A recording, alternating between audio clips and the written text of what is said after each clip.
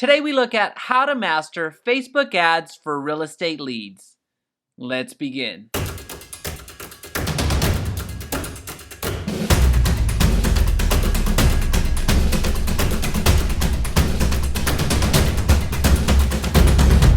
Hey Yataime, if we're just meeting, welcome to the channel that brings actionable content to grow your business through online marketing. So if that sounds beneficial, consider subscribing. Question of the day, what's been the lowest cost per lead that you've been able to attain on Facebook ads? Let me know in the comment section down below. One of the biggest components that comes with mastering Facebook ads for real estate is the ability to retarget your audience. Anybody can spend money getting their ads in front of a cold audience and have marginal success. However, what sets masters apart is the ability to take captured attention, retarget it, and increase the conversions in order to reduce the lead cost long term. So today, we'll look at a campaign that was recently launched, create a custom audience, and retarget that campaign in order to reduce our lead cost. Alright, so here we are looking at a campaign that I just launched. This particular campaign, I've been split testing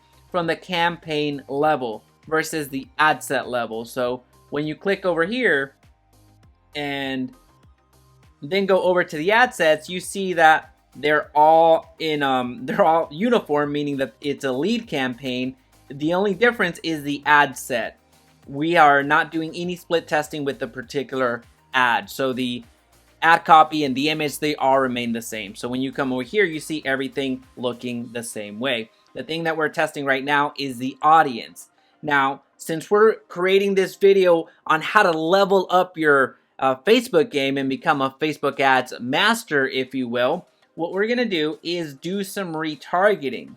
And in order to do some retargeting, you need to create an audience. Now, before we go there, we're gonna come back to the ads and see where we're driving traffic to. Just by the name alone, you should see that it's a lead generation campaign, which means that there's a lead form involved. So when I go to the edit, you're going to see that there's a form right here that we are targeting. That's where we're driving traffic to. Now, if we were creating, let's say, if we were creating a traffic campaign or a conversion campaign or any other type of campaign that drives traffic away from Facebook, then we're talking about websites. Then we're talking about landing pages, squeeze pages, single property websites. You're talking about things that are outside of Facebook, so online assets that are not on Facebook. And the reason I make that distinction is because when you come over here to create an audience, you need to have that in mind. How are you going to retarget? So here we are on audiences. We're going to create one, a custom audience, and you see the various sources. You see the various ways to create an audience. So remember when I was mentioning a website, a landing page, and things outside of Facebook? Well, if we were driving traffic to a landing page or website, then we would select this and create an audience of people that were landing on that website, so then we can retarget them with the same message. Now, if we were running a video, this particular ad isn't a video, but if we were running a video, then we could isolate that video and create an audience of people that have watched a few seconds or a percentage of the video, so we can retarget them later. Now, since this is a lead form, we're going to be retargeting from this point, from the lead form, from this source, better way of saying it, versus the Facebook page. Yes, I could retarget based off of Facebook pages. However, if there are multiple audiences in different geographies, and let's just say there's just different audiences that are already on your Facebook page, then it doesn't make sense for you to target based off of the Facebook page. So let's say you have a listing 100 miles this way and 50 miles that way, then the audiences are different. And yes, you can retarget based off of the entire Facebook page as a whole, meaning people that have engaged with your Facebook page, but it's not going to do you much good because you're speaking to different audiences, and it's just not going to be that effective. So what we're going to do now is we're going to create that custom audience based off of people that have opened but didn't submit the form. You see the differences here. You can target people who opened the form just in general, However, that's including people that actually became leads for you. Well, there's no sense in you spending additional money placing the ad back in front of their face or back in front of their eyes. Face sounded pretty aggressive, so I wanted to retract that. People who opened and submitted a form. So again, these are people that already became leads, so you don't need that information again. We're going to go with people who opened and didn't submit the form. Then we're going to go to right there, that page that's hosting it, and I believe I called it Cambridge. Now we're isolating the audience of, if I don't X out of it, now we're isolating the lead form that we're driving all that traffic to. I believe it's $25 per day that we're driving the traffic to this particular form. So it should give us a good amount of an audience rather quickly. And we're going to name it Cambridge, and we're going to stick to 30 days. So over here, what you see in the past blank days, the number of days people will remain in your audience after they engage with your content. People will be removed from your audience after this set time period unless they engage with the content again. Maximum 90 days. So maximum 90 days in the form audience, because whenever you do lead generation campaigns, all the leads that come in are warehoused for 90 days. That's the maximum. Some people aren't aware of that. They're running lead ads and are banking on Facebook becoming their default CRM, but don't do that. If you've run some lead generation campaigns in the past, pull them out of Facebook as quickly as possible and download them into your CRM, because one, you want to follow up and make sure that they're taken care of, but also Facebook is going to delete those after the 90 days have elapsed. So we're going to go with 30 days. That should be enough of an audience size, time window. So we're going to create that. One quick favor before continuing, please be sure to hit the like button so this video's reach is magnified and others benefit. And now what we're going to do is create a campaign retargeting all of the captured attention that we have here that hasn't converted into an actual lead. So we're going to go to create. We're going to go to lead generation, lead, and new listing. Did you see it?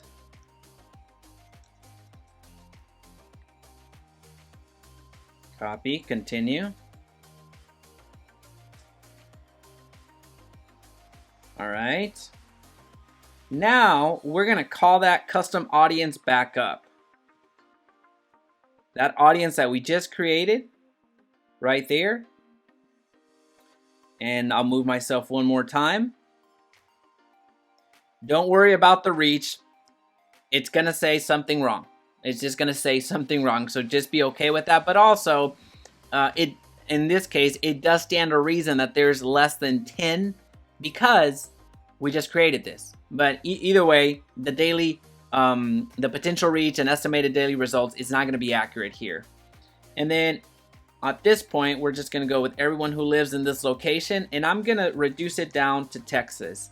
I don't like putting too many additional parameters in this, especially since we're only running $25 a day. That's not necessarily large in the grand scheme of things, but I don't want to, leave the entire United States. I do want to leave Texas. Again, we are drawing upon the people that looked at this particular campaigns that we created. And in that campaign, it was a 15-mile radius from North DFW, so basically the Metroplex, plus the ad sets that we're split testing. So I hope that makes sense, that the original audience is already doing the geography parameters, keeping those in mind. Here, when we're retargeting, I don't like to overcomplicate it or over filter the retargeting that we're doing here. So I'm just going to leave it at Texas. Everything else is going to stay the same. And at this point, I'm okay doing the automatic placement and having it appear everywhere else. This is a retargeting ad, so I'm fine with that. Since we're spending about $25 a day, we're gonna go with, we're not gonna break the bank, let's say $3. $3 for retargeting. If it's spending our budget, we're gonna look at the reports and make adjustments. If it's not spending our budget, then we'll again, do the same types of auditing.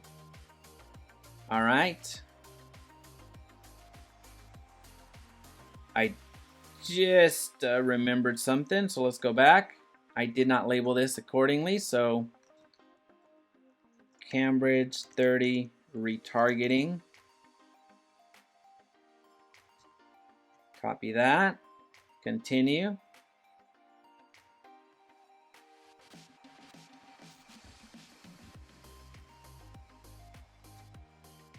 There you go. All right, so now we have the option of running the same ad or using a different variation. I'm going to use a different variation, and that's the entire reason of why I even created an entirely new ad. If I was using the same, an entirely new campaign, if I was using the same ad, then I would just duplicate the campaigns that we've already launched to make it much, much simpler. But what we're going to do here is we're going to create a carousel ad, and we're going to select an image. We're going to upload an image, actually. That one's already there. We want to use this one, if I remember correctly. I'm going to upload another one. We want to use this one.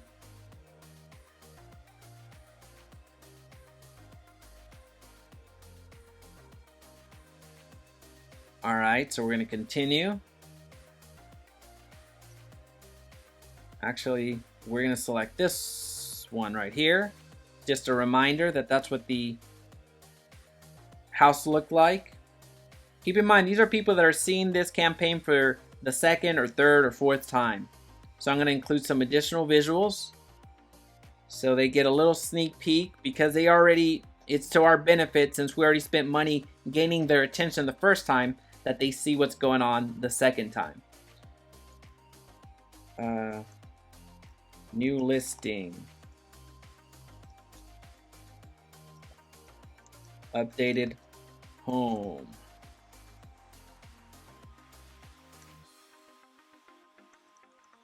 Will not last. Amazing community.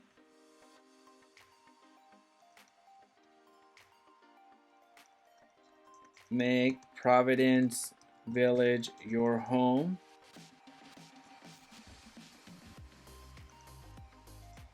Incredible value. All right, and then we're gonna select this, automatically show the best performing cards first. And then the primary text that we're gonna use is this.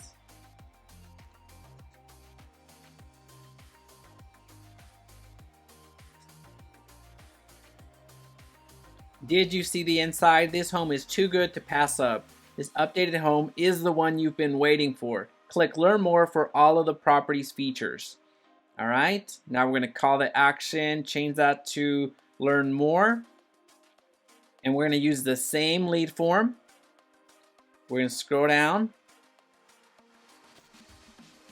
And we're going to hit confirm.